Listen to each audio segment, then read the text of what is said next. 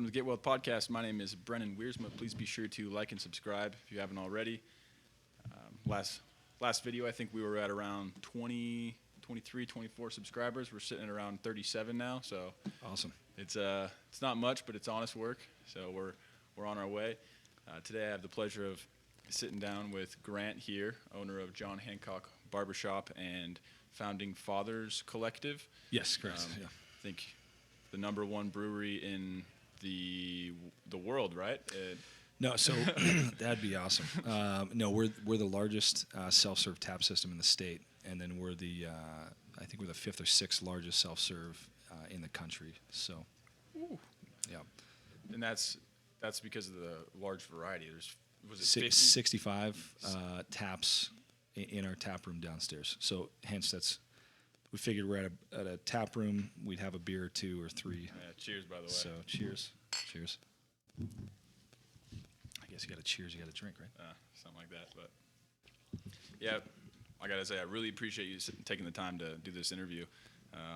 When I tell people about the podcast and what we're doing and kind of what it's all about, usually the first or the second person they say to interview is you. You're pretty much a celebrity in the town of Prescott. That's awesome. Well, that's nice. So I was pretty excited that I got to do this.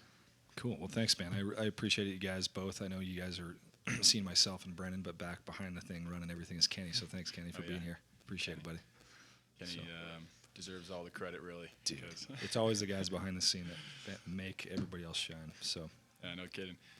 So I guess getting started here, let's kind of take a look back into a little bit about yourself and where you came from, and maybe just scratch the surface of how we're here now. Yeah, so my folks, I grew up in Southern California, born there. They moved here to Prescott when I was about 4 or 5. And then they ended up getting divorced a couple years later. My dad moved back to Southern California, and then my mom stayed here with myself and my younger sister and brother. So single mom raised me. He raised us for about 10 years, 8 or 10 years, and then my stepdad came into the picture, and so still have a great relationship with my dad and my stepmom and my mom and my stepdad, but grew up here primarily in Prescott, and then kind of, I think, junior high years, bounced down to California to live with my dad those years, and then wanted to move back to Prescott. This was home, this is what was familiar, and it's a great place to grow up as a kid, and really just, there's a lot of stuff to do here, so. Yeah, no kidding. I've enjoyed my short time that I've been here. It's been like 4 years now, 3.5 years, something like that, so definitely a good place to be, and for sure to start kind of what you're doing here. Yeah. It's a pretty good spot for it. But before that, you from my understanding, you were served in the military. Thank you for your service. Yeah, you bet. As a ranger, if my research is correct. Yes. Yeah. So I spent 2006 to 2014 in 2nd Ranger Battalion up at Fort Lewis, Washington. And then my wife and I are both from here. And so when I got out in 2014, we moved back home to be close to family and really just raise our family. So at the time when I moved back, we had our oldest son, and then now we have a middle son and a younger daughter.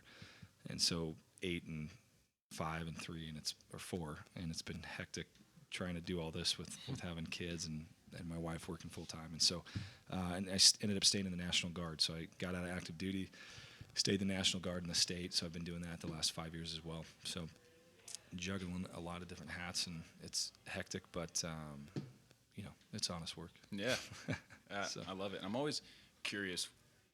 It takes a special kind of person to do special operations. Is that special operations? Yeah, special operations. What was your mindset like going into that? Did you know that you wanted to be special operations, or was it more of an on-the-whim kind of decision? Yeah, so I think I started reading books pretty young, like 5th, 6th, 7th grade, kind of the military.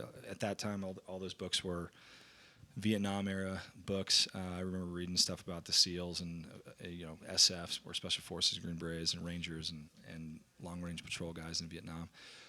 And then when my mom got remarried, she married my stepfather, who retired out of 10th Special Forces Group. So he spent about 14 years at 10th Group. And so that was kind of like the real life GI Joe, who's now my dad, or filling that role, and so that was cool. But so I didn't actually go into the military until I was about 23, I think. So I got in a little bit of trouble here in town. My wife and I started dating a little bit after high school, and then I moved to Missouri, and that's where I actually got into cutting hair. And then I ended up joining the military at 23 because there was a small window that I could get in for my crimes. So military opened up the doors, and I spent 8 years in special operations. So within that span, was able to do a lot of cool stuff, but got my top secret security clearance and a bunch of other stuff. So, definitely made amends for my foolishness at the young age of 16. And then some. And that's probably a group of people that could be considered the most interesting, cool, well-versed people in the world. Like that takes a very specific type of mindset and character and, integrity where you're going and putting something bigger than yourself on the line. Absolutely agree, man. Because I got in trouble at a younger age, I did not have a high school education. I think my last, I didn't even graduate 10th grade, so that's literally my education. Got in trouble, did I think a semester or two at college here in town, realized I love learning, I've always loved learning, but the scholastic level, it just wasn't my thing, and the things I gravitated more towards was like philosophy or stuff where I knew I'm not going to make any money doing this unless I went on to a doctorate or something.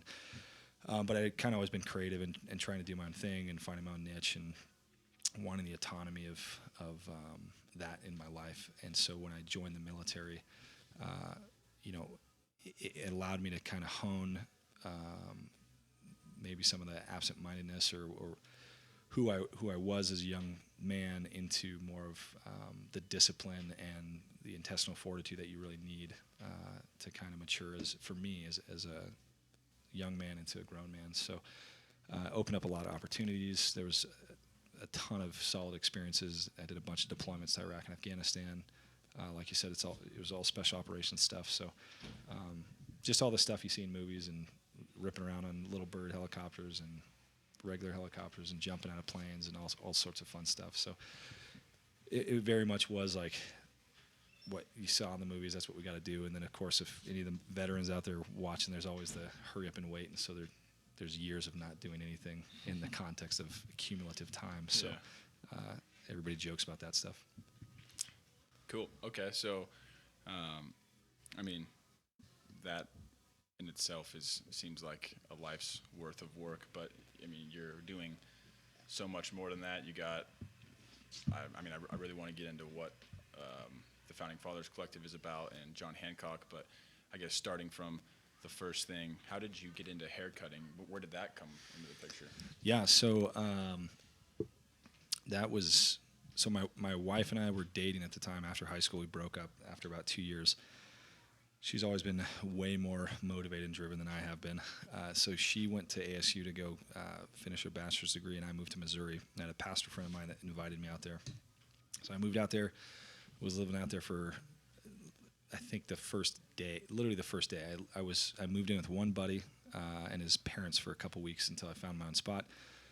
He opens up his birthday card because it happened to be his birthday that day, and there's $500 cash. And this was like 2003. And I'm like, man, that's a lot of cash, $500 for some kid. And I asked him who sent it to him, and he's like, oh, it's one of my parents' friends. He sends me and my brothers $500 every year since we were kids. And so I asked, well, what does he do? And he's like, he's a hairdresser in Baltimore. He owns a salon. And so I was like, man, I don't have to do labor jobs. I can work inside, and I'll be around pretty girls and make cash. Like, that's cool. So I went to hairdressing school. I started as a hairdresser.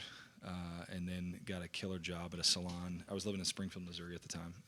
Got a killer job at a salon in Springfield, Studio 417, and then Paul Catlett's the owner there, him and his wife. And then he ended up partnering with Thad, so now they own 11 barbershops, and they're just crushing it over in Missouri with Hudson Hawk and stuff. So that was kind of like the catalyst to show me who, like a very entrepreneurial mindset type of individual in Paul, and then somebody who was hardworking, motivated. He was 28 when I met him, or 27, and I was like 21 or 22.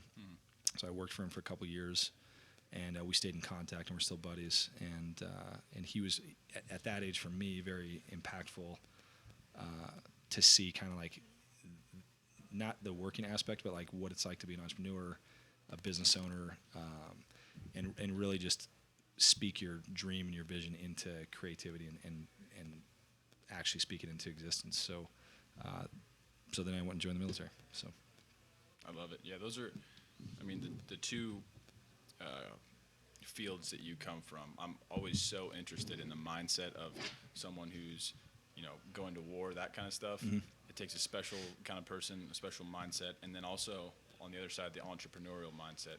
Those are two completely different thinking minds that the average person doesn't have. I mean, most people, not everybody should be an entrepreneur. Mm-hmm. I aspire to be one, but I don't really know if, I'm not one, so I don't know what it takes, that kind of thing. And I think that someone who has the ambition and the mindset and the way to see and organize, that's a special thing. So taking hair cutting and turning it into this is pretty cool. How did that kind of come to me where you took that first step of deciding you wanted to chase that more entrepreneurial? Yeah. So when I left the military, my wife and I, she'd been married, we got married right at basic training. And so she was very gracious with sticking around the whole time I was in active duty. And so we left, we moved back home. And I had known kind of if I chose to get out, I needed to find something that, I just wanted to do that was on my own. I wasn't necessarily answering to someone else. And the reality is you're always answering to somebody, right? You're always owing somebody an answer in any level or job you have, regardless if you're an owner or an entrepreneur or business owner, whatever it is. But I knew I could fall back on hair. I did not want to go back to hairdressing, so I went to barber school, and then I opened up a one-chair shop here in Prescott about 5.5 years ago. And then real quickly, that one-chair shop became 2, and then it became 4, and then it became 7, so all within the span of about a year and a couple months. And I had a staff of about 10, and then we moved. So we moved to 2 different locations. Our last location was downtown Prescott at the Elks Theater, and really just focused on growing the brand. And so for me, at the beginning, I knew I need to speak into the brand, let it own itself, and remove myself out of the equation as fast as possible. So as an individual, if you build the business around yourself, you're tied to it, and everybody's going to know and expect that you have to be there at all times, or you're the go-to person to deal with issues.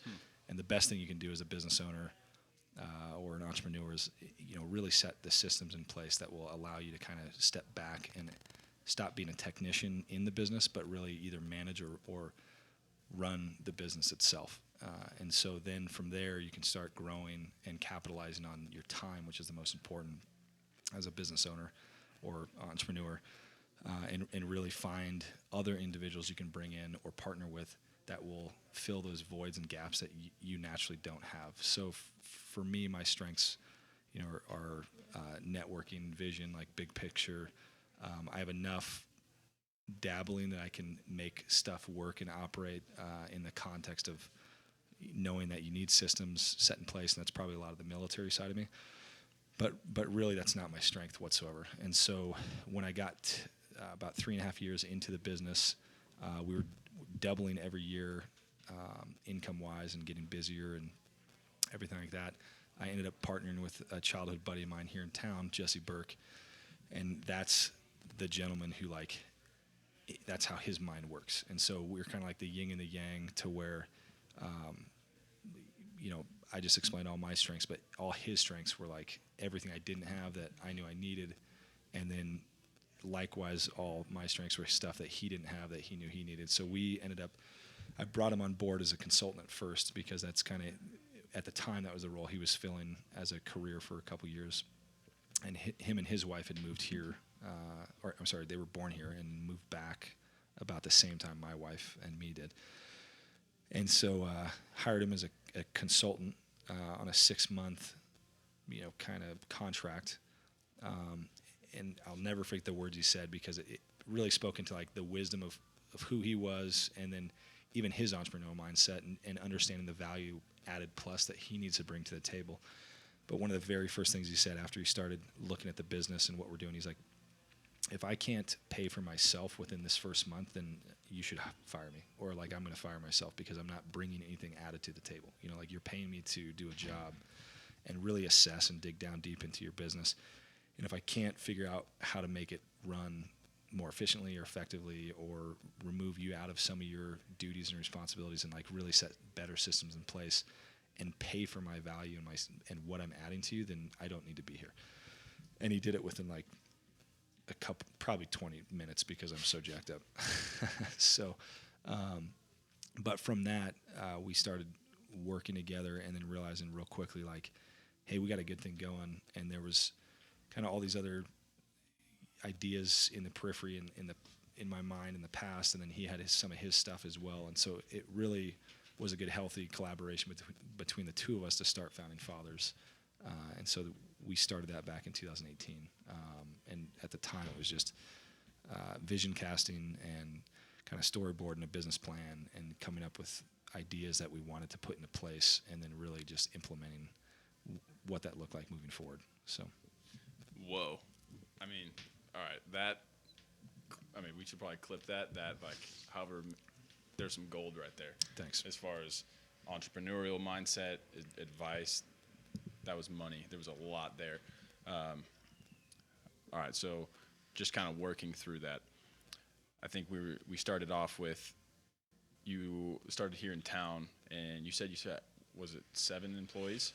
Yeah, so started by myself, and real quickly added my buddy Damien, who moved out here from Missouri. So 1 chair, went to 2 chairs within a month, then went to 4 within 8 months, then went to 7 within 4 months after that. Got and it, so, which was the first year, right? Yeah, within 14 months. Had 7 chairs, a staff of 10 barbers, which is, that's a good-sized shop, and especially because Arizona, it's northern Arizona, there's no barber schools. The town we live in is about 45,000. The Quad City area is 172. So, at that time, and still to this day, we are the largest barber shop, and I think we might actually be the largest salon barber shop or whatever. But I did license myself as a barber shop and a salon, so I could hire from both industries and kind of blur the lines. And so, because I had the background as a hairdresser and working in salons, which tend to take themselves a little bit more professional, I borrowed a lot from that industry, brought the professional aspect into the barbershop industry, which most barbershops around the country are kind of just like, sadly, barbershops really haven't come back in a trend until about 10 years ago. So they kind of were phased out from the 60s, the hair movement, free love, all that. And so men just were not going to barbershops, And then in the 70s and 80s, they were having longer hair. They're going to salons. And so the barbershop scene didn't really come back until mid-2000s, late 2000s. And so really the focus when I started John Hancock was, how do I blur those two lines, like marry them together, the salon world and the barbershop, still provide a solid masculine environment, but the professional aspect that you would see in like a salon where you're actually catering to the individual, you kind of, and so that was the goal from the beginning. So yeah, and just to give some context for whoever's watching this, I don't know how many people are watching this from the Prescott area, but when I first came to Prescott, trying to find haircuts, my head was looking like a lawn mowed by a 4-year-old. That's how I am right now. You got to cut your own hair or something, but dude, I couldn't find a place to cut my hair, and then finally, by word of mouth, someone was like, "Oh, dude, what do you mean you don't know about John Hancock?" And where's this been for the last 2 years? And so I finally went there, and it's a different thing. Like when you say barbershop, it's a barbershop, but it's a different experience than anything I've ever, went to as far as getting my haircut. It's not really just a haircut. Yeah. First of all, the best haircut my buddy cuts my hair back home, and he's pretty good, but I didn't think I could find anything close to that. And then coming here, you walk out of there looking Like if you're a 6, you're probably somewhere around 8.5 afterwards. Solid. Cool. Well, that's good because I'm like a 3 and I walk out like a 3.5. So. Well, the hair does a lot, and I mean, if I can speak to it, it's a good haircut, and you from anybody you get, right? Like, Yeah. I first of all, I got the first haircut I got. I was like, okay, I'm gonna go to this guy for the next time, and then, I was kind of in a crunch, and I went to the next person, and the same quality of hair, and I think that has been a huge factor for a lot of people because that's the place to go now. And it's not just a haircut. You walk in there and they're offering you a beer, they're having you sit down, you got stuff going on upstairs. It looks really nice. So, I mean, from you and the next guy who started a barbershop, yours is, I mean, it's a different experience. So was that, at what point were you decided, had you decided that this is the quality of haircut we're going to give? And how did you go about finding people to uphold that and then eventually shaping it into what it is? Yeah, so that honestly, that was from the very beginning, and I think that was ingrained in me when I worked for Paul out at Studio 417. But his level of experience and then expectation of perfection really ingrained with me because I went back to doing hair. It's like, this is what I have to do to provide just a level of consistency and experience that customers who come in can receive. And then as the military guy in me, and especially coming out of Ranger Regiment, which is so standards driven and oriented, it was like, okay, if I'm going to go into business, at the end of the day, I'm not competing against Joe Blow's barbershop or whatever, Mary Jane's beauty store or whatever. I'm competing against myself. Like I need to be the best that I can be, and there's nobody that's going to stop me from doing that. So either I hold the keys to my own success, and if I'm not succeeding, there's something that I need to fix, and then as soon as I can figure that out, then I can administer that solution to my team or to the business, and I either will reap the benefits, or I'm either too ignorant or blind or arrogant to figure out what the problem is, and then I guess I'm not going to be in business too long for myself. So, but that's not the case. But, yeah. So I guess to answer that question though, I knew from the very beginning I need to set a standard and precedence and hold myself to that, which really at the end of the day is that's consistency. Like you need to provide the quality and the service, and so that's what we're providing in that context of John Hancock, which was the haircuts. But like I've told my staff for years since we opened, I'm like, what we do is cut hair, but the industry we're in is people. And that really goes for any business you do. You open up any type of business, whatever it might be, whether it's computers or, a podcast or beer or technology, whatever it is, a pilot, you're in the business of, making people's lives better and more efficient and serving people. And if you can link that to what you're doing and put people first, then you're going to succeed. So the medium is the product. For this instance, it's haircuts, or downstairs we have beer and coffee and the functional fitness gym and jiu-jitsu and all the other stuff we do here. But those are just platforms for us to be better stewards of what we're responsible for, and to be better servants to the actual people, our customers and our friends that come in here to want to be a part of what we're doing. And that's the biggest thing you can do, and to be able to provide that on a consistent level across the board. Do you think that barbershops historically have been a place that people can come and talk and shoot the shit and see if they can just have a good time, or has it been something that's kind of evolved more recently into that? Yeah, I do. So moving back to Prescott, I think about 9 months before I actually got out, I came home for a 2-week vacation, and I was on I was like in that pivotal moment in my military career where it's like, hey, I'm a senior E6 or staff sergeant. I'd made staff sergeant in 5 years, which is pretty quick, and I either I go to different special operations units, or I stay in Ranger Regiment. But it's like that 8 years kind of shit or get off the pot, and I knew I have 2 options. That's it, I stay in. Or if I get out, I need to have a backup plan. And so I'd been home on that 2 weeks, and I looked around. There was 50 salons in the Quad City area, and there was 11 barbershops. And so I was like, okay, that's going to be my niche. And for me, when I started it wasn't about, hey, I'm going to make money. It was, how am I going to influence and impact the culture around me? You know, like, how can I give back to my community? How can I build something that's cool? How can I provide an awesome experience for the people that step into the barbershop to where they leave and they're like, dude, this is cool. I'm part of John Hancock, or this is awesome. It's part of the community. And from the very beginning, it was getting involved with the community, sitting on community boards or different charity events and stuff like that we would host or come alongside and partner with. And so really focusing on, how do I best as a business owner take what I've been given and make more, but in turn focus really on how do I give back and serve my community the best I can. And through doing that, of course, I would say easily that's been a huge part of the success of John Hancock or all the other businesses that we have here. Yeah, I 100% agree. I think anybody who's been here more than a couple weeks, honestly, kind of knows that the reputation that you've built up. And I think you've spoken a lot to the reason that is. How has your background in the military, you've spoken a little bit about it, but what has being a ranger, the hardships, the discipline, whatever attributes you can carry over, what are the main ways that that's translated into being an entrepreneur? Yeah, I saw that question on there, and you have a great list of questions. So, I appreciate it.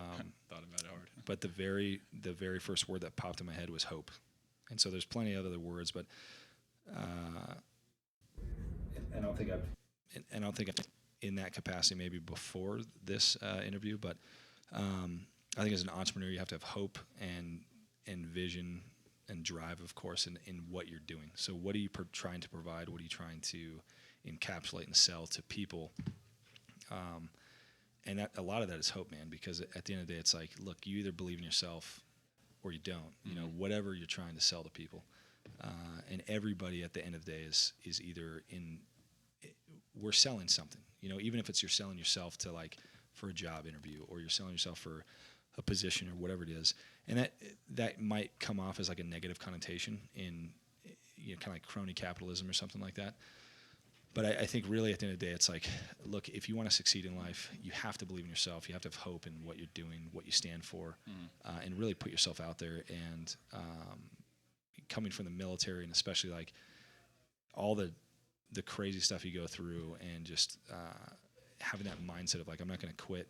There's always ways to overcome and adapt. And that's what I'm doing at every single angle. So what's awesome is Jesse, you know, he was an Air Force chaplain. We have another partner that we brought on just a little bit ago, and it's my buddy Josh Hormer, who was in Ranger Regiment with me as well. Okay. So he got out. We both did about 8 years at 275. He got out. He spent a bunch of time contracting for the government on the intelligence side and doing some really cool stuff. And then I suckered him and his wife and kids to move down here a couple years ago, and he joined us about a year ago, just busting his ass. And then we brought him in as a partner because he's priceless.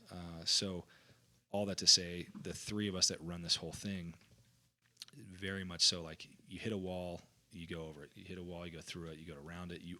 There's always other options to figure out and problem solve. And if you can't problem solve, then, like, I mean, that comes down to sheer will and determination and intestinal fortitude. And for me, I always jokingly say it, but it's like, dude, I'm not getting shot at, so who really cares? Like, I've been in a lot worse situations. Somebody that tells me I can't get $1 million, it's like, well, whatever, I'm going to figure out a way to do it, you know? And at the end of the day, this project's a $3.5 million project. We made it happen. There was so many different variables and hurdles and problems that we have come across in the last 3 years of this project.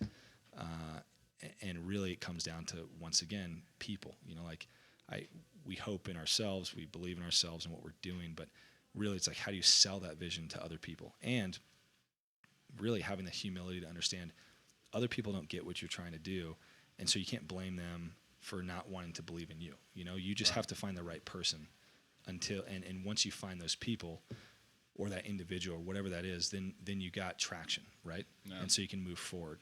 But until then, everything is an opportunity. And even in the context of, like, you talk to one person, they say no, and you talk to somebody else and they say no, and it's like, okay, well, all that's done is provided me the opportunity to figure out how do I sell myself better, right? How do I look at that person like, okay, what did I say that he said no to? Okay, cool. I'm going to try it at a different angle when I talk to the next person, or whatever the problem is, and however you figure out a solution. And that's, you can't, this, you guys are in college, you're smart guys, but that's stuff where the reality is you can't teach that in a university setting. You can't teach it in high school. You only learn that through life, and that's it. And life is the best teacher when it comes to freaking figuring stuff out. And you have to be an eternal optimist, I think, as an entrepreneur. So hope and eternal optimism. That's so good. I think that's anybody in any place, anything they're doing, whatever job, anybody can take that advice and apply that directly to what they're doing now in some shape or another. I think a lot of people really need to hear that because, sometimes people are pretty hopeless in their, day-to-day lives, and it can be tough. I mean, everybody goes through it, and so really life is pretty short, and you got to learn from the experiences as best you can. Yeah. And I think you are a good example of that. Just kind of staying on the topic of how that transition, how it's helped you. I know a lot of people that come from that world really struggle to get back into a civilian life because, like you said, in the movies, you're in a helicopter, you're getting shot at, you're, having top of the line adrenaline all the time. I mean, I don't know anything, but it sounds totally like right. a total rush all the time. You come back here and it's not the same. So, in your experience, how have you translated over into this environment, and has everything, all your ambition and entrepreneurial goals and businesses, has that been a source of help for that? Yeah, absolutely. So to revisit real quick John Hancock, I knew when I started John Hancock, a huge part of it was what's missing within modern day culture is a place for a healthy level of masculinity. And I don't mean hyper, I mean healthy. And so that doesn't mean, as a dude walking around like a barbershop, right? Yeah. You're not looking at porno mags or whatever, all the other misogynistic, like cliche things that you might think of in a barbershop. Really, for me, when I started John Hancock, is how do I provide an awesome experience where men and young men can come in and feel welcome, invited, and slow down their pace of life and actually engage with other individuals in their quick 30 minutes there. And then for me, it was a huge learning experience because I got to sit down and speak to men and young men at all different ages, demographics, ranges, you name it, every single day. So I'm sitting there talking to 15, 20 clients a day that range from the mayor to like an 8-year-old kid, right? Yeah. And it solidified in my head once again, like what I knew in theory, but now it's practice, is like, hey, you treat everybody like they're worthy and they have worth and you value them. Doesn't matter if it's the 8-year-old kid or if it's the mayor, or if it's some billionaire, it's like everybody means something. You can learn something from everybody and give them that respect and courtesy that like they deserve your best, and so once again, it comes down to consistency, right? How do I provide a consistent experience for every single person that sits in my chair, regardless of where they come from, and with no angle of like, I'm trying to get something out of this, but just simply a mindset of service to that individual and care and compassion for other humans. And then with that, it maintains a level of humility that is ongoing. And so one of my favorite sayings is like, stay hungry and stay humble. And I think I emailed it to you guys at the end of the email I sent you. But through that, of course, moving it into Founding Fathers and what we've created here, it's the same principles that fall over, like you have to keep that ball rolling. And I think I got off sidetrack, so sorry, it's the beer. Oh, no, I actually I wanted to talk about one of those things, an important point you made. You were saying how you were trying to make it a masculine environment, not hyper masculine. I think a lot of people get that confused and try to demonize it. Oh, yeah. What you were describing of bringing yourself on someone else's level, having humility, treating people with respect, and ultimately that is really what you're talking about. You're not talking about the typical, what you see on TV type of thing. It's I mean, toxic masculinity or whatever you want to call it's not real masculinity. That's going off to the wayside. Yeah, and there's still a place for chivalry and masculinity lived out well. And when I'm saying that, it comes down to feminine or masculine. That's it. We're all humans. We have traits of both. However, you have men and women, and so of course, you either default to what you naturally are, and then of course you have our culture as a whole. Wherever we're at as a culture right now, 2020, people just play stuff out. To the degree that it has, and it's being played out right now in our country and stuff like that. So, for me, it was a way to kind of revisit.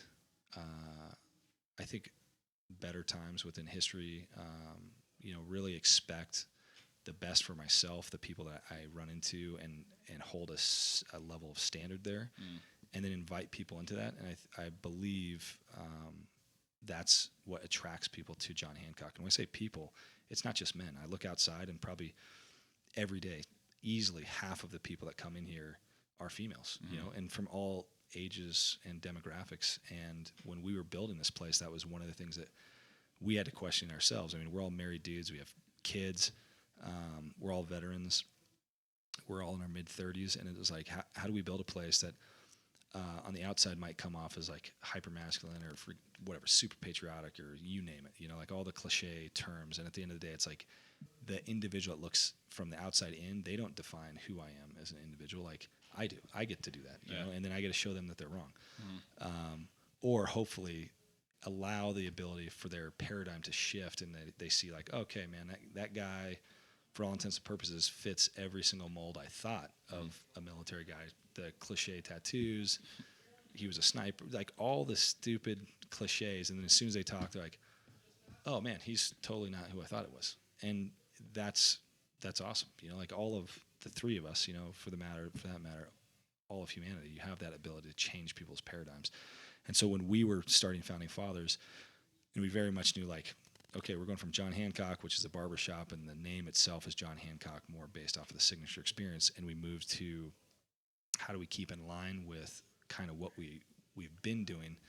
And we started Founding Fathers, and the name is in and of itself, it's Founding Fathers. It harkens back to, a couple hundred years ago when we started our country. Yeah, I love and that. all the businesses that are in here that we own and operate, City Tavern, which is where the first, which is where the Declaration of Independence was written, and it still exists in Pennsylvania to this day. We have Merchant Coffee, which is where the first coffee shop was that the Founding Fathers actually read the Declaration of Independence to. So it was a business building where you had City Tavern, the bar, and you had Merchant Coffee Shop. And our Founding Fathers would write it and then go next door and drink coffee, or they'd go next door and drink beer. And so you have all this history of America and what it very symbolic, but doing it in a healthy way. And for us to revisit, like I was saying, one of the things we struggled with was like, dude, we know we're going to open this up, and we're going to have people that come in and like, oh, you guys are hyper masculine, or you're what you name the cliche terms people will throw at you, and it's like, what's the answer going to be? Well, the answer is we're just three dudes, and these ideas came from a man's mind. And if you're a female or you're whatever, you can go do your own thing, and that's fine. And I totally support you. And you can be as creative as you can be, and you can go, make it happen, because that's the American dream. Yeah, like I started the barbershop, like I said, with one chair, and now in 5.5 short years, it's a $3.5 million project. We own the building. We have 60 employees, and it only happens with determination, grit, drive, you name it, and understanding where you're weak, and understanding where you need people to come in and like fill those gaps and those slots. So everybody as a whole and as a team kind of rises. So 100%. And with all that, what you said about it coming from a man's mind and it being this masculine environment, I mean, you've done a great job of creating a masculine environment, but also one that is welcoming to everybody. I imagine that's a small majority of people that hold the opinion that it's, to this or to that. Sure. So overall, I think it takes a person with a few screws loose to complain about anything you got going on. Man. It does. So like our brand lead who runs this entire place is a female. So I mean, like we have key females that just crush it. Yeah. And she was just a diamond in the rough where like Cheryl, but she was coming from corporate America. She had a ton of experience that we did not have. And so when we interviewed her, as soon as she left, it was like, dude, we have to hire her. Like, we're going to learn so much from her because she knows all these areas we don't know, you know? And so we hired everybody based on their strengths and their character traits and who they were as a person, not what they brought to the table. You know, like, I don't care if you're a coffee barista and you're a pro, you know, I don't care if you're a master mixologist, whatever, you know, it's like, where do your character values and traits line up with ours? And then we're hiring you off of that, you know, and then we'll choose kind of like what your position might be. And there's several people that came in that we hired them based off of who they were. And then it was like, okay, your background is in this capacity, but we think you're a better fit over here, you know, and that's where we put them, you know. Yeah, so. I like how you said that even earlier when you were on the come up and trying to figure out how to turn this into something bigger. You were finding people that could fill in the gaps for yourself. That's a huge detail. People, when they think of starting a business, I mean, in my head, it's like, you know, you're the spearhead going through, and that's the way to do it. But utilizing people that can pay for themselves, type of thing. I mean, that's yeah. key. And so I emailed you guys Donald Miller earlier, but that was one of he has a podcast that comes out, I think, weekly, and he's got a daily little video blurb you can subscribe to. It's like 2 to 3 minutes. But he had one a couple months ago that was based on for employees, and he said, wherever you're at in a business, like, you have to be able to prove to the owner that you actually add value to them. Mm-hmm. They don't owe you anything until you can prove that you owe them something. You're bringing value to what they add. So it's very much the case, you know. And I mean, Josh was a prime example of that. Like, I knew his character. Jesse knew his character. He came in, he busted his ass, and spoke life into this whole project.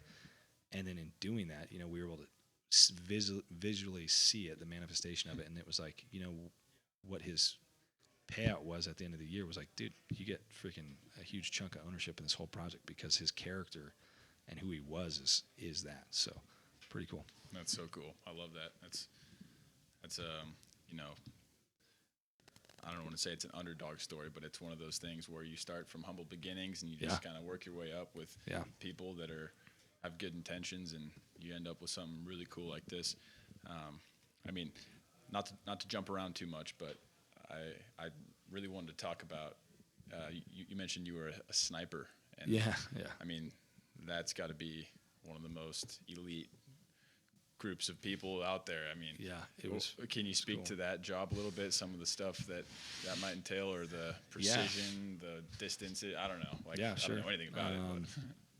So my Ranger career started, you know, you go through selection, whatever, you get to battalion, Ranger battalion, and then I think it was a grenadier, then a saw gunner, and then you kind of move through team leader positions. You go to another selection to get into the specialty platoons. So you have a recce team, sniper teams, and then a few others that I won't bring up because they're kind of, I don't know if they're open source yet. Okay. But I always had wanted to be a sniper, and I got the opportunity to go to selection. And so I went, and it was about a week-long selection in-house. So it's like all these other team leaders or E5s that kind of have done their time on the line as an assaulter, you know, master breacher, your explosive demo expert, and all this other stuff you know how to do. And you can go into a selection, and then if you make it to the other side, all these dudes from each one of these specialty platoons can kind of pick who they want. And so anyways, I spent 5 years in Ranger Regiment as a sniper. So I started as a junior sniper team leader, then sniper section leader. So was very fortunate to go to the Big Army Sniper School, the Special Operations Sniper School, a bunch of civilian sniper courses, a bunch of special operations, you know, sniper competitions and regular competitions. Did 4 deployments as a sniper. And then when I got out of active duty, I took over the sniper section for the state for Arizona. Did that for the last 5 years. And then I just moved into a new position where I sit at range control up here in the state, and I just chill out, which is awesome. So I'm an E7. I don't do too much, which is very nice because of how busy my life has gotten recently. But yeah, so being a sniper was cool, man. I got to do a lot of stuff, man. I got a lot of train. Once I got out, it opened up even that much more doors. I've trained a lot of 3-letter agencies and civilians and all sorts of stuff, and you kind of do it on the side and make some really good money. And actually, I'm doing a charity shoot this Friday, which we've done for the last 5 years. Me and some military buddies. We usually raise about $100,000 and 100 to 200 grand, and it's a lot of top level people down in the valley that own, I mean, huge.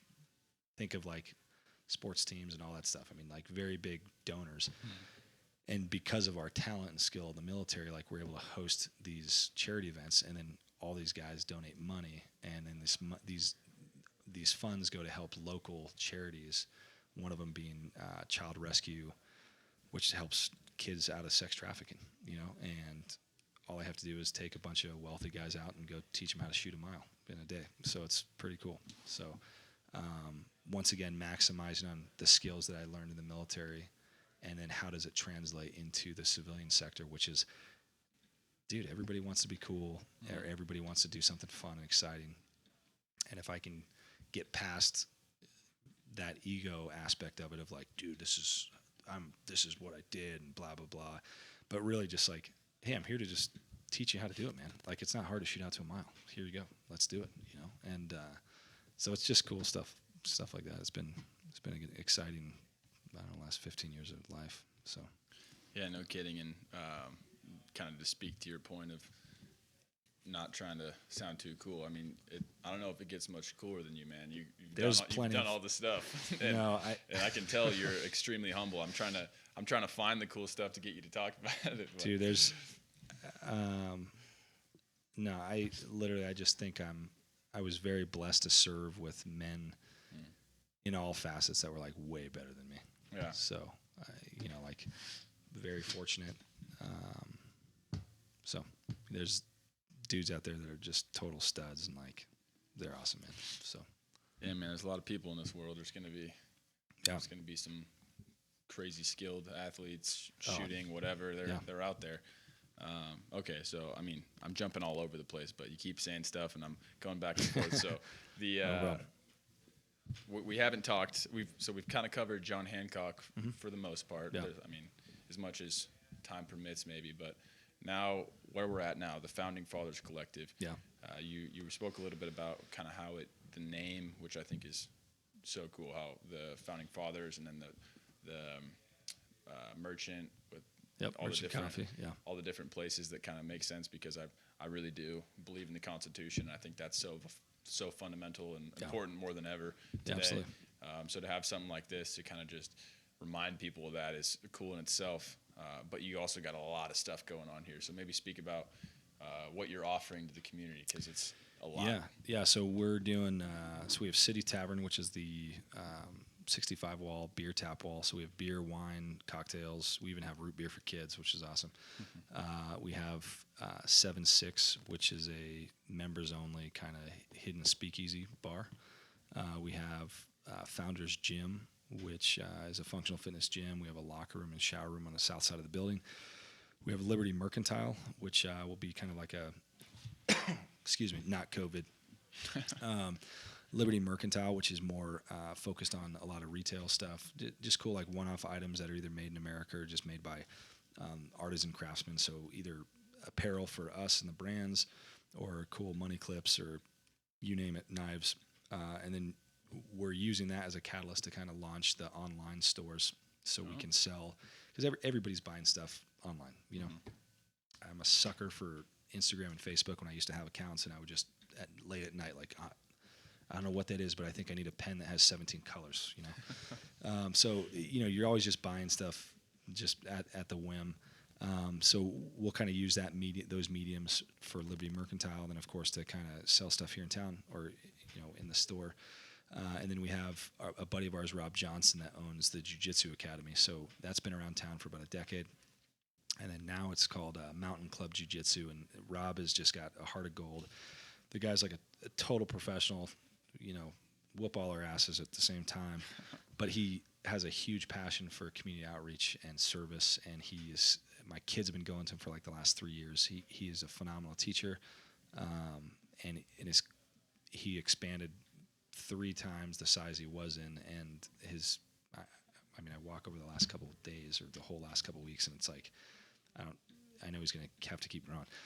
Yeah. So that the whole drive for everything was like, how do we provide something unique for the community that has all these different points that touch on different aspects that people normally partake in on a daily or weekly basis. So haircuts or the gym or the jiu-jitsu or coffee or beer or the bar, whatever it might be. But how do you do that, and how do you do it well and with class, and really focus on providing something unique for the community that's based on experience and service, and not just kind of a kitschy like, it's whatever, a regular bar. It's, they're just all about profit, but really speaking into the community's lives, speaking into our team and our staff that we have, and investing in their future, and then partnering with the community in aspects of charity work and stuff like that. So a great example would be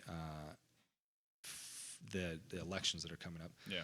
We're going to host an election night party here, and then we are partnering with Prescott Unified School District teachers group, and so we'll raise all this money that night, and then they will be the recipients of whatever we raise. But it'll be like a $40 or $50 buy-in at the door. We're going to have kind of a fun go at it with the elections because it's a pretty tumultuous time right now. And then at the end of the day, hopefully we get to raise some money. And then and really, we all live in Prescott, so whether you're left or right or center or whatever you are, it's like, dude, we all have to get along. Tomorrow we're going to have another president, or the same one, whatever it is.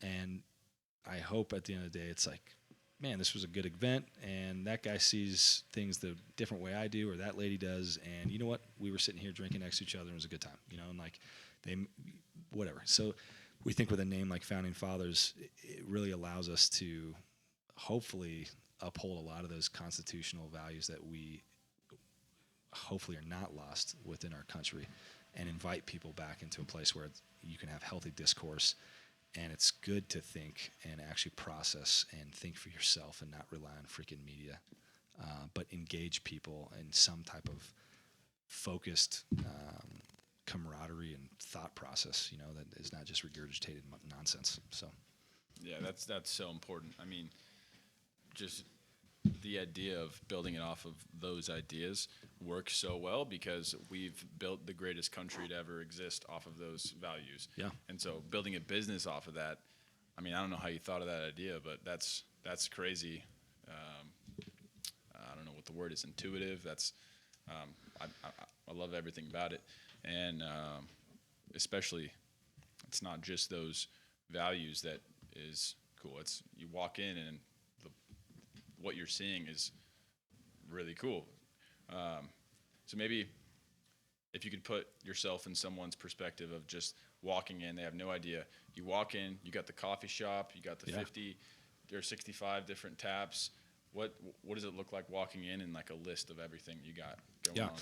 So you walk through our front door, you're pretty much walking into an open air kind of warehouse. And so as soon as you walk through the front door, we have a massive 16-foot leather couch custom made that's sitting on the left side of the door. You have our logo for Founding Fathers that's emblazoned into the floor. On the right-hand side, you see John Hancock Barbershop, which literally is a building that's designed kind of like we took it off of a street corner and just plopped it into the whole building. So we have a 14,000 square foot building that's got 20-foot to 15-foot ceilings in the center, which I just smoked my head on one of the pipes in this upstairs room we're in.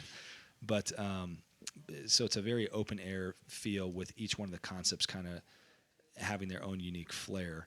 And then which Jesse Burke, my business partner here, his wife Julie was the one who designed everything, and man, so everything you guys see is all her brain. She's amazing. But she designed it all, and she did such a phenomenal job of like laying out the utilization of the space, maximizing it, the flow of everything. And then really we're just a couple of monkeys that were pointing around like, hey, I think light would go real good there. Or like maybe that colored chair. We want to sell beer. So But it very much so has been a team effort, just like anything, man. You don't ever get anything done on your own, or you can only go so far on your own. And at some point, you have to have the humility to allow people to speak into what you're doing. Yeah. Which really moves the whole ball forward. So For sure. And then what was it, the 76 no, Club? yeah, 7-6. Yep. So we call it 7-6.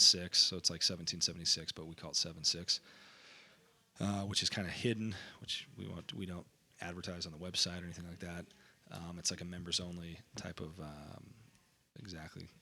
And then we have the gym in the back, south side of the building, the jiu-jitsu, locker rooms for men and women, so you can take a shower after you work out.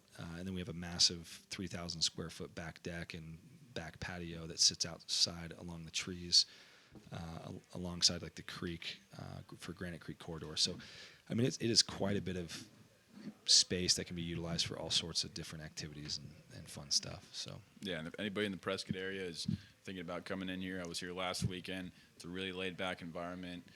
Everyone's having a good time. You got everything that he just explained. It's really easy to just kick back. You got plenty of places for seating. You got the cornhole going outside, and then you got the gym back there. I got a chance to peek and see what that was like. Yeah, and, that's going to be real cool. The Founders Gym, that's not quite open for public yet. It's like real close. So our members are going there. It's just a monthly membership. So we're coming in at the price point of probably about the YMCA. So about $55, $60 a month. So not as high as CrossFit, which of course is very much focused on like you need a very proficient coach to help you out. So I have a couple buddies here in Prescott that own CrossFit gyms. They do a phenomenal job, and like the CrossFit model it's awesome. You know, like you need people that can help coach and really cater to allowing individuals to maximize their proficiency and what they're capable of. For us, we just didn't have a space that was big enough, and it was more focused on like the functional fitness aspect. So a lot of the same equipment you might see in CrossFit, but really you're the individual. You come in, you work out, and do what you want to do. We might provide some workouts on the wall, and then we have one or two strength coaches that can help facilitate if you want to pay for more of like a private lesson. Mm-hmm. But the goal really was, hey, the gym's open at 5 and it closes at 10 or 12, depending on weekday, weekend nights. And then you're an adult, take care of yourself. Yeah, for sure. So cool. And then, do you do jiu-jitsu? No, man. I rolled a little bit in the military. I really want to get into it now that we're officially open, and I need to get back into shape because this whole project has just whipped my ass for a year and a half, and it's like 15, 18-hour days or 20 or whatever every day, all day. And so now that we have the gym, it's like, okay, finally, I can get back into shape. So that's the next thing. I actually brought my gym clothes today, so it'll be like my first workout. And then I'm like, I'm going to do a 3 o'clock workout, and I realize it's 6:51. It's like I'll probably do a workout at 7:30 or whatever. Yeah. So, yeah, that's cool. That's something I really am trying to get into at some point in my life. I don't know if it's now. I kind of got to budget it in or whatever, but it seems like such a good way to. First of all, I think it's important to get your ass kicked every once in a while. dude, you got to, man. You know, it really, having the awkwardness of getting choked out or getting punched in the face, it keeps you humble. You know, for sure. And you're getting a great workout. I've actually never done it. I did wrestling for like a month at this camp or something like that. Yeah. But I've always wanted to, and just having some sort of confidence behind if you're in a situation where, push comes to shove, you can kind of maneuver your way around and have some sort of intelligence. Mm-hmm. My current version of that is just trying to get as big as possible in the gym, but that can only go so far with someone. I've been there for sure. Yeah. Too. Okay, cool. Yeah, I love the whole Founding Fathers idea, everything about it. I think that anybody within a 300,000 square foot radius should come and check it out.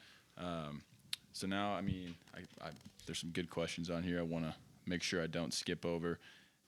With all this going on, how do you effectively manage your time? When my wife tells me to stop.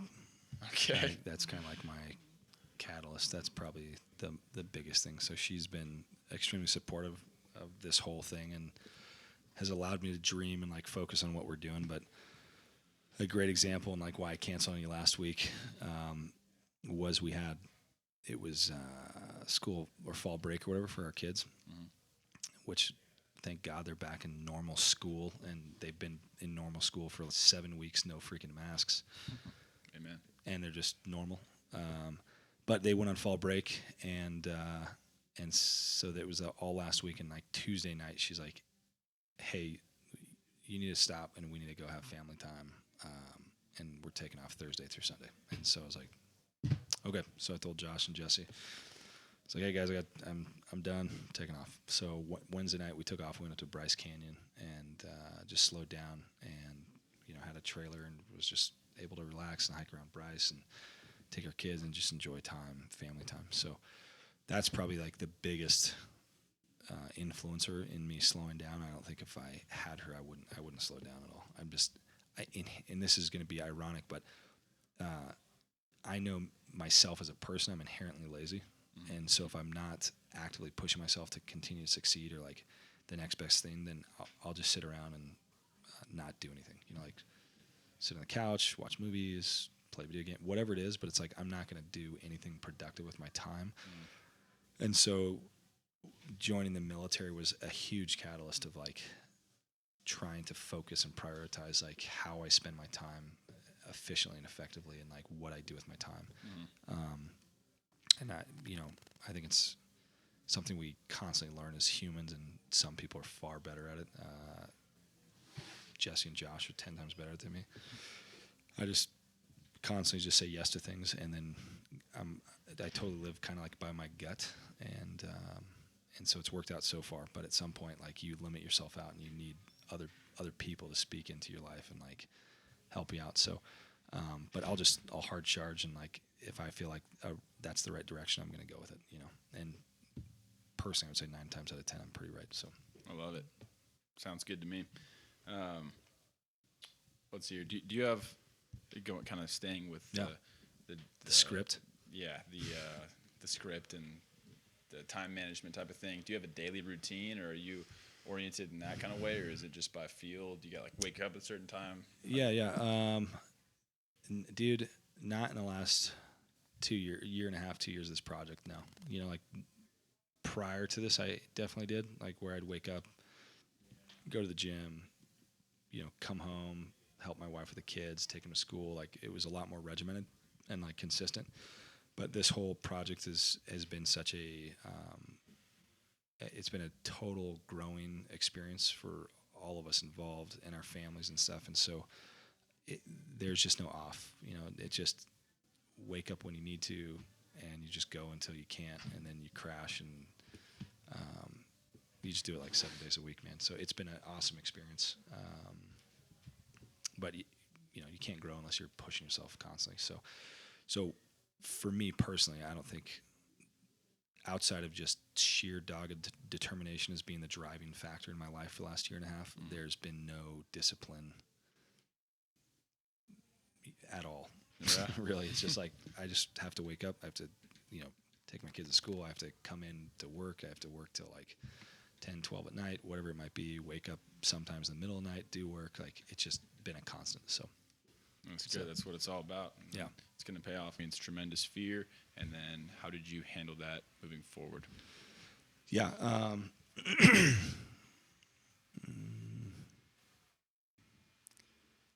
So I'm like an internal optimist. Okay. And there's always something. You slow down enough, you can find good in everything. And being in some tumultuous times, it's like, well, shit, like there's always going to be some humor, or there's going to be something funny or something good that comes out of it. Fear, I would say most recently, I'm not, with all the experiences I had overseas and what I did, I don't think I have too much PTSD going on or anything like that. But what I've noticed now that I have kids, and this played out like back in March, and so like you guys remember the huge snowfall that happened back in March or April? Yep. Yeah, so that was like right when COVID happened and snowfall and all this stuff. And But I remember waking up in the middle of the night, and I walked outside, and it hadn't snowed that night, when everybody went to bed. And then you wake up, and I was, 1, 2 in the morning, there was like a foot and a half of snow or something. And so I'm looking outside my back door into my backyard, and my yard backs up to a horse property, and so there's just a bunch of empty land.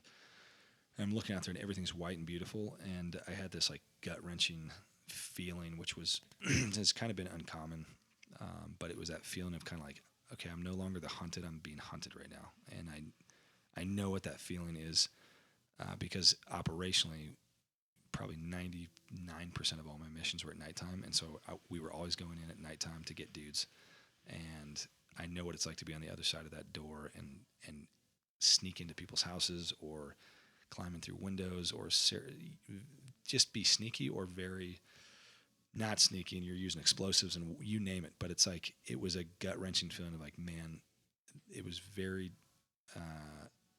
I'd never felt that before. And especially because now I have a wife and kids, and it was kind of like, holy cow, there's nothing I could do to like protect my family in this if something were to go down. It doesn't matter how many guns I have, doesn't matter all the training I have. There's nothing you can do, And so that was something where I just sat there, and I was kind of like frozen for a little bit, and just sit and process and think. And it's like, okay, it's not a rational fear, like it's only rational because I've experienced it. Mm-hmm. But that doesn't mean it's going to actually happen. Right. And so to be able to slow down real quick and kind of like process and get myself out of that OODA loop of, you guys are pilots. I don't know if you've heard of that OODA loop type. So it's kind of like a reaction causes an action. Oh, I have heard And it's that. like a circular type of thinking. And so until you can actually pull yourself out of that cycle or loop, your brain will just keep. And sometimes it's like you and me, and I'm the attacker, you're reacting, and then I'm reacting to your attack. And so, or if you're an individual, your mind just starts going in this loop of fear or aggression or whatever it might be. And so it was just a bizarre feeling I'm very unfamiliar with. And it was like, okay, it was just different, man. So that was kind of just sit and think and process and talk about it a little bit. The biggest takeaway would just be to remove yourself a little bit and kind of put yourself back on earth and kind of go forward from there. Yep. Yeah, I think that's great advice. I don't want to take too much of your time today, but I got to ask a few more questions that we always ask. How do you define wealth?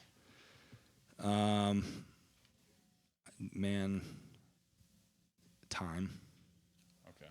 Freedom of time. Mm-hmm. So when I say that, knowing I'm as busy as I am, but I very much know, like, at any given time, at any given day, I can just stop doing what I'm doing and go spend time with my kids or my wife. And I don't do that as much as I should, but I know that because I've worked and hustled as much as I have, that I'm able to like stop. I really am able to just stop and like, I'm done for today. Or like, tomorrow I'm just going to sleep in and wake up at 10 or whatever, A perfect example, I think, the weekend after we opened, we did a couple soft openings in a row. Dude, I went to bed at 9:30 p.m. I think I had one drink because I was here, and I woke up the next day at 3 p.m. Holy smokes. I was just exhausted, but it was like, done. My body had finally hit its limit. I'm like, done. And that's a bad example, but really I think time, the ability to control your own time, not necessarily, money helps. That's always a great benefit to allow you to provide experience and what you want to do. But if you can ultimately control your time, that's the best thing. Yeah, I think that's huge. And like you said, it doesn't always have to equate to monetary freedom. Just if you're in control of that, I love it.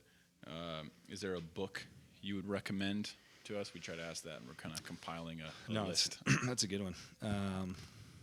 The Bible, hands down. That is, whether you're a religious person or spiritual or just a history person, there's so much wisdom and history within those pages. And you say the Bible, and it's like, well, it's like 66 books, written over 1,500 years. So that is a phenomenal piece of literature, history, ongoing process and thought of continuity. It's in 3 different languages. I could go on that forever. Atlas Shrugged by Ayn Rand is one of my favorite books. 1,100-page book.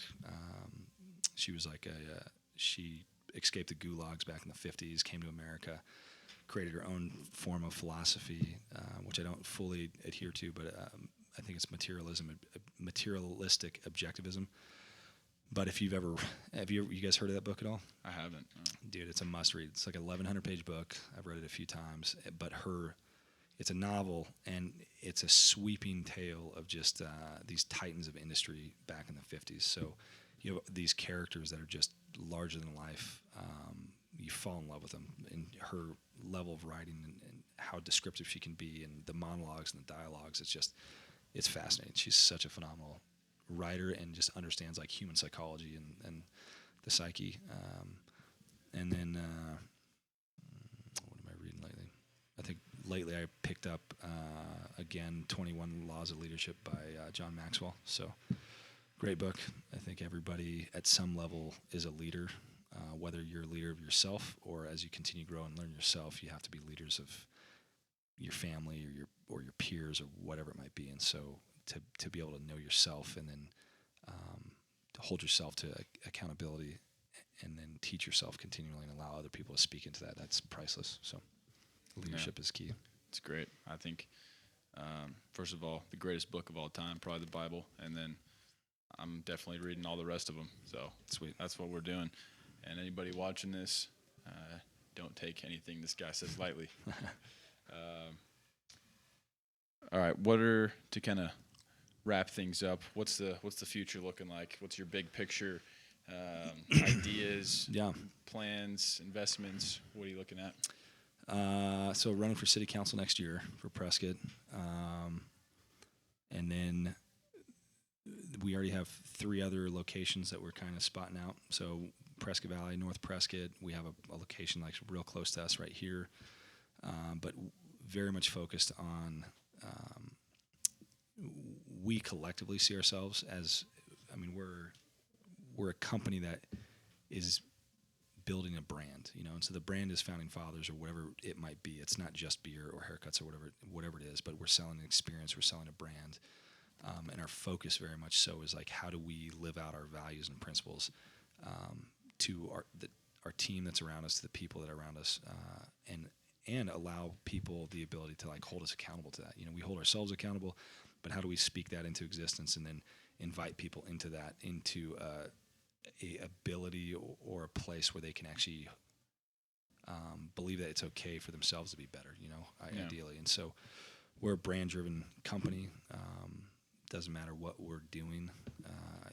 It really just comes down to, you need the vision, you need the directive, and you need the capability, and obviously the money and all that stuff. But then what follows is all the consistent hard work that provides, once again, the consistency and the standard operating procedures and everything else that actually maintains that ball rolling as it continues to move forward with the momentum. So there's a lot of different ideas and good idea fairies up in the air, and it's all down on paper, and some of it's up in our heads. But like I said, when we started, really we're the only ones that can limit what we're capable of, and so you either keep pushing forward and you hit enough walls to where you're like, okay, that's a dumb idea, or hey, one day it works. So that's some great stuff. I think everybody has something to learn from you and kind of what you got going on. There sounds like there's some big things happening. Thanks. So I'm looking forward to seeing how things grow in the future, and I'll definitely be involved as much as possible. Cool. What's the best way for people to find you or what you're doing, or is there anything you want to kind of plug in? Yeah. Thanks, Brandon. So if you guys go to foundingfatherscollective.com, it'll explain the breakdown of what businesses are inside and what we're doing. My cell phone's 253-948-7808. I'm very available, so if anybody wants to text or call, always up for meeting people, and you just never know what's like on the other side of the horizon. You're definitely not going to find out if you always say no. So yeah. Well, Grant, really appreciate your time today. Thanks for sitting down. You bet, brother. Thanks. Nice meeting you guys. Yeah. Cameron, thanks for being back there, dude. Making it happen.